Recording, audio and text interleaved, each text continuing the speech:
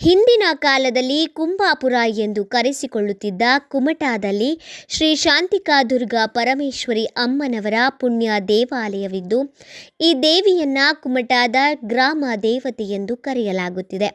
ಈ ಸ್ಥಳದಲ್ಲಿ ತಾಯಿಯು ಸೌಮ್ಯ ರೂಪದಿಂದ ಭಕ್ತರಿಗೆ ದರ್ಶನವನ್ನ ನೀಡುತ್ತಾ ಇದ್ದು, ಕ್ಷೇತ್ರಕ್ಕೆ ಬಂದು ತುಲಾಭಾರ ಸೇವೆ, ಭಕ್ತರು ಕೇಳುವಂತಹ ಸಮಸ್ಯೆಯ ಪ್ರಶ್ನೆಗಳಿಗೆ ಹೂ ಉದುರಿಸುವ ಮೂಲಕ ಉತ್ತರ ನೀಡುವ ವಿಶೇಷ ದೇವಾಲಯ ಇದಾಗಿದೆ.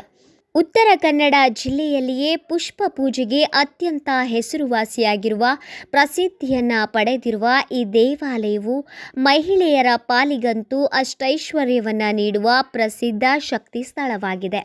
ವನಸಿರಿಯ ಮಧ್ಯದಲ್ಲಿ ನಿಂತು ಭಕ್ತರನ್ನ ಹರಿಸುತ್ತಿರುವ ಈ ಶಾಂತಿಕಾ ಪರಮೇಶ್ವರಿ ತಾಯಿಯ ಈ ಪುಣ್ಯ ಕ್ಷೇತ್ರದಲ್ಲಿ ಯುಗಾದಿ, ಅಕ್ಷಯ ತೃತೀಯ, ಗಡಿ ಹಬ್ಬ, ನವರಾತ್ರಿ ಉತ್ಸವ, ಸಪ್ತಪ್ರಹರ ಭಜನೋತ್ಸವ, ಹೂವಿನ ಪೂಜೆ, ಪ್ರತಿಷ್ಠಾನೋತ್ಸವ, ಬಂಡಿ ಹಬ್ಬ ಇಲ್ಲಿನ ವಿಶೇಷ ಪೂಜೆಗಳಾಗಿದ್ದು, ಬಂಡಿ ಹಬ್ಬದಲ್ಲಿ ಕಳಸ ಮೆರವಣಿಗೆಯ ಜೊತೆಗೆ ಕೆಂಡ ಹಾಯುವುದು ಇಲ್ಲಿನ ವಿಶೇಷ ಆಕರ್ಷಣೆಯಾಗಿದೆ.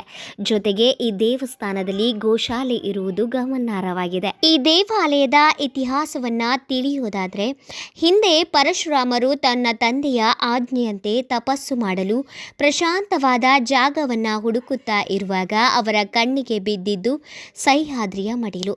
ತಪಸ್ಸು ಮಾಡಲು ಸ್ಥಳ ಆಯ್ಕೆಗೋಸ್ಕರ ಅಕ್ಷತೆಯನ್ನು ಅಭಿಮಂತ್ರಿಸಿ ಅಷ್ಟ ದಿಕ್ಕುಗಳಲ್ಲಿ ಹಾಕ್ತಾರೆ. ಹೀಗೆ ಪರಶುರಾಮರ ಕೈಯಿಂದ ಬಿದ್ದಂತಹ ಅಕ್ಷತೆಯಿಂದ ಒಂದೊಂದು ಗ್ರಾಮ ದೇವತೆಗಳು ಹುಟ್ಟಿದೆ ಎಂದು, ಅದರಲ್ಲಿ ಕುಂಬಾಪುರ ಅಂದರೆ ಇಂದಿನ ಕುಮಟಾದ ಶ್ರೀ ಶಾಂತಿಕಾ ಪರಮೇಶ್ವರಿ ದೇವಾಲಯ ಎಂಬ ಹೇಳಿಕೆ ಇದೆ. ಅಷ್ಟೇ ಅಲ್ಲದೆ ಉದ್ದಾಲಕ ಎಂಬ ಮಹಾಮುನಿ ಕುಂಬಾಸುರ ಎಂಬ ರಾಕ್ಷಸನಿಂದ ತಪ್ಪಿಸಿಕೊಳ್ಳಲು ದೇವಿಯಲ್ಲಿ ಮೊರೆ ಹೋಗ್ತಾರೆ. ಆಗ ಅವಳ ವಲ್ಮಿಕಾದಲ್ಲಿ ಆ ರಾಕ್ಷಸನನ್ನ ಸಂಹಾರ ಮಾಡಿ ಶಾಂತಿ ನೆಲೆಸುವಂತೆ ಮಾಡ್ತಾಳೆ. ಹೀಗಾಗಿ ಶಾಂತಿಕಾ ಪರಮೇಶ್ವರಿ ಎಂದು ಹೆಸರು ಬಂತು.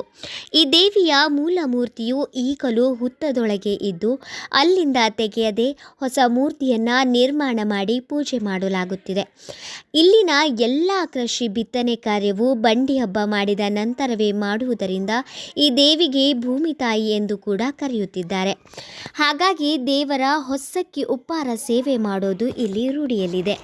ದೇವಸ್ಥಾನದ ಸ್ವಚ್ಛತೆ ಮತ್ತು ಅಭಿವೃದ್ಧಿನ ಕಾಪಾಡುತ್ತಿರುವ ಧರ್ಮದರ್ಶಿಗಳಾದಂತಹ ಶ್ರೀ ಕೃಷ್ಣ ಬಾಬು ಪೈ ಮತ್ತು ಮೂಲ ಅರ್ಚಕರಾದಂತಹ ಶ್ರೀ ರಾಜು ಕೃಷ್ಣ ಗುನುಗಾರ್ ಅವರಿಗೆ ನಮ್ಮ ನಾಡು ನಮ್ಮ ಹೆಮ್ಮೆ ಪರವಾಗಿ ಹೃದಯ ಸ್ಪರ್ಶಿ ಧನ್ಯವಾದಗಳು.